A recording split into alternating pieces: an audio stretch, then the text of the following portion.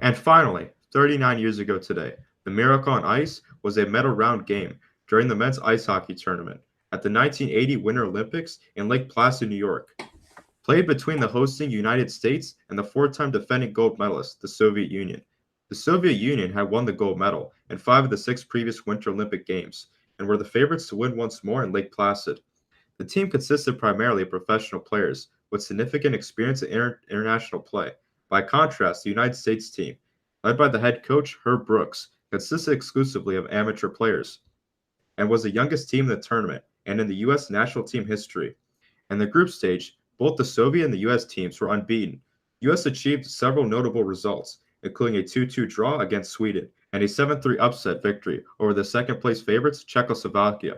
For the first game in the medal round, the United States played the Soviets, finishing the first period tied at 2-2, and the Soviets leading 3-2. Following the second, the U.S. team scored two more goals to take their first lead during the third and final period, winning the game 4-3. Following the game, the U.S. went on to clinch the gold medal by beating Finland in the final. Likewise, the Soviet Union took the silver medal by beating Sweden. The victory became one of the most iconic moments of the Games in its sports history. Equally well known was the television call of the final seconds of the game by Al Michaels for ABC, in which he declared, "Do you believe in miracles?" Yes, in 1999, Sports Illustrated named The Miracle on Ice the top sports moments of the 20th century. As part of its centennial celebration in 2008, the International Ice Hockey Federation, IIHF, named The Miracle on Ice as the best international ice hockey story of the past 100 years. All right, man. So the 1980 Olympics, Winter Olympics, obviously the David versus Goliath situation. When once again, when pride in your country was okay and it wasn't a bad thing. International tension indeed. Amateur college kids taking on the big bad Soviet bear during the hostage crisis, nonetheless.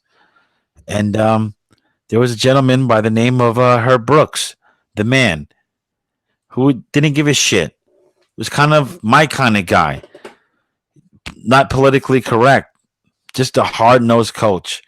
He took a fucking bunch of, college kids, if you will, and knowing they had to go against the Soviets in hockey in the Olympics. And you have to understand when it came down to the Soviets at the Olympics, they were all professionals. It was almost like the NBA team of the United States, if you will, like the best of the best in the world. And here were these fucking college kids and shit.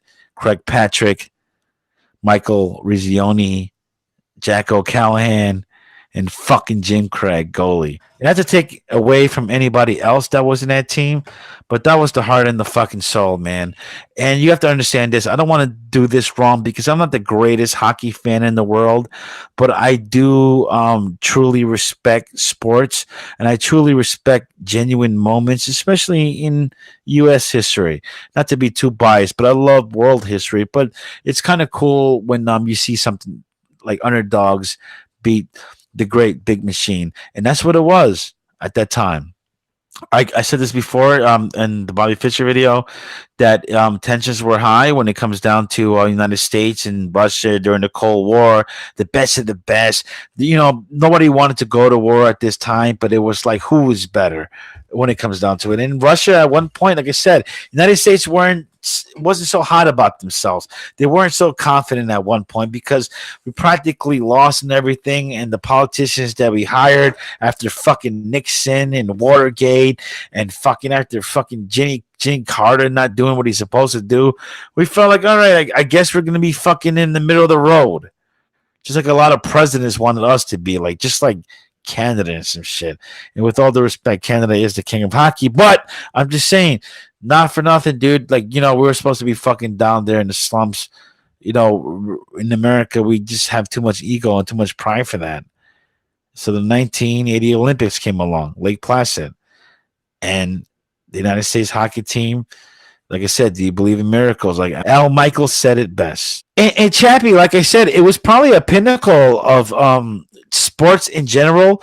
A lot of Americans say it's probably the best sports moment in history. I don't know about that. But in terms of internationally, this is what a lot of people are saying. What's your opinion on it?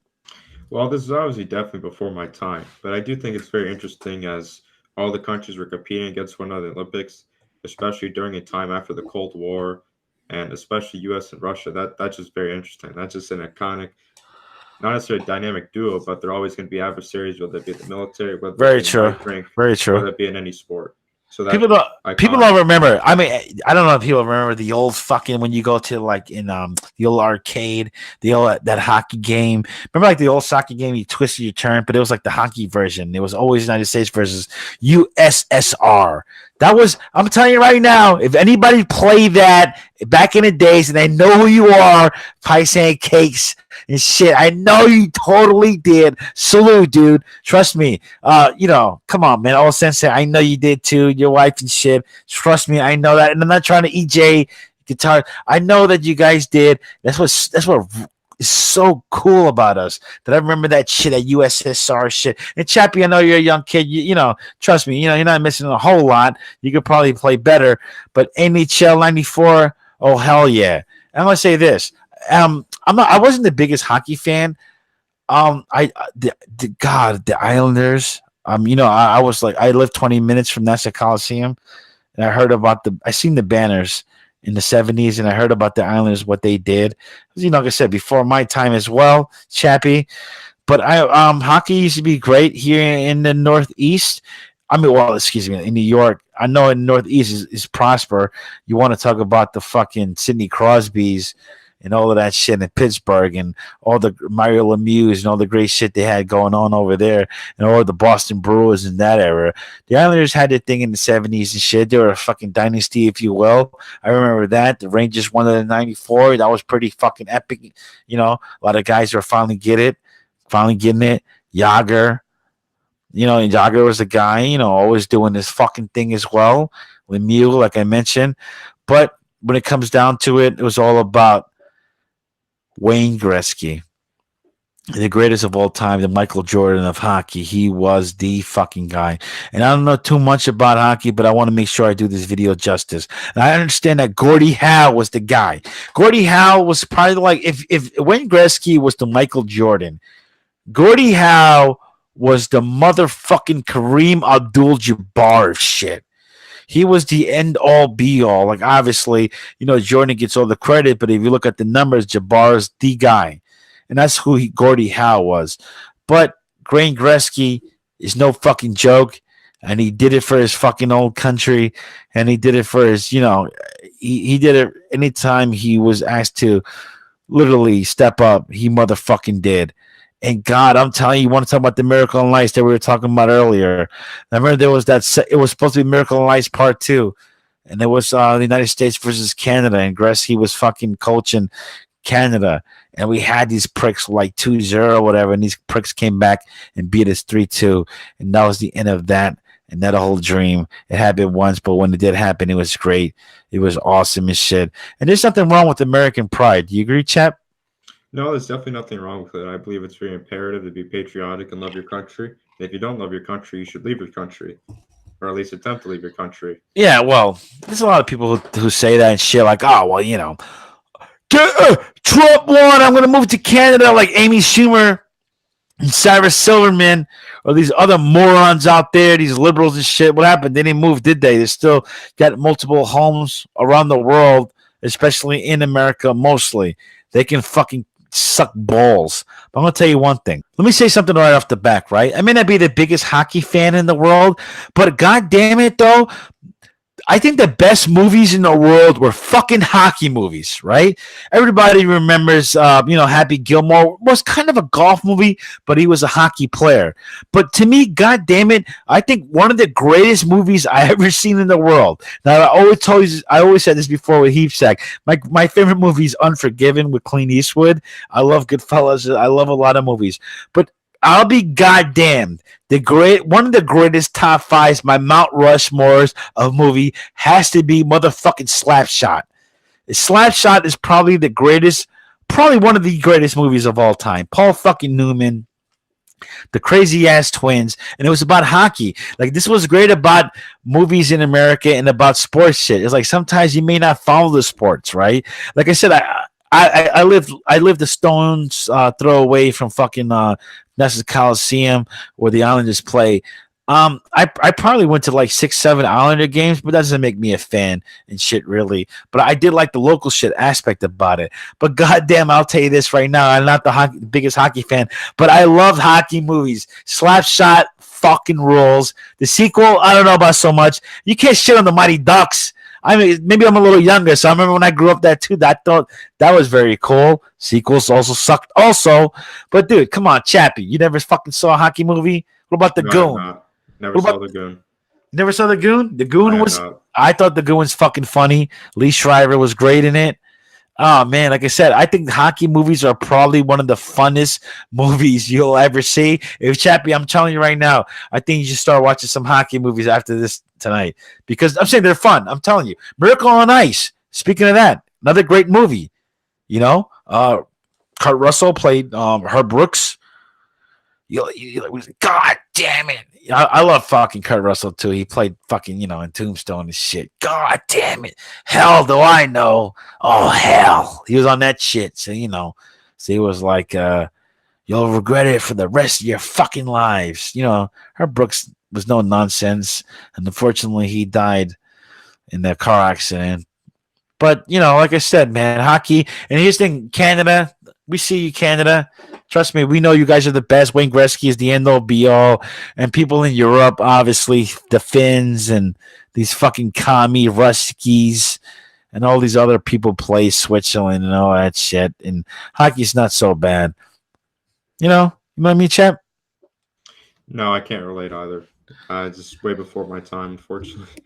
What, hockey's way before your time? Oh, my God, I Chap. was never really a big hockey fan. I remember I was watching hockey in early adolescence, but besides that, I was somewhat of a Red Wings fan, if that holds any merit. Of course it does. The Detroit Red Wings, dude, exactly. Fucking the winger Gordie Howe, like I was talking about before. Nicholas Lidstrom, Steve Yzerman. You know what I mean? Fucking Fedorov, Lindsay, Zetterberg.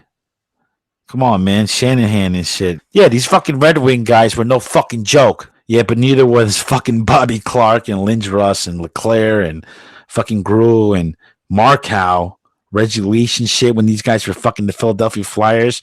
That's what I hate about these fucking guys, man.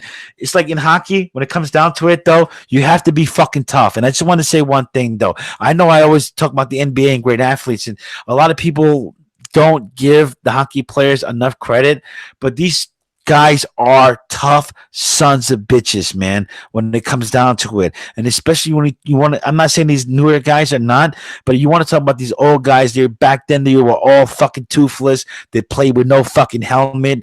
They fucking threw down. They fought and they were tough as fucking nails. You want to talk about the Flyers, the fucking Bruins, the Rangers, the fucking Ottawa. You want to talk about Montreal.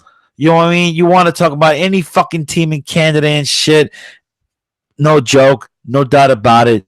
These guys were the end all be all. Miracle on Ice was a great thing for the United States. Believe it or not, these are the little, I think sports play a big part in history. You know what I mean? Most people don't understand that, but I feel that it does. You know what I mean, Chap?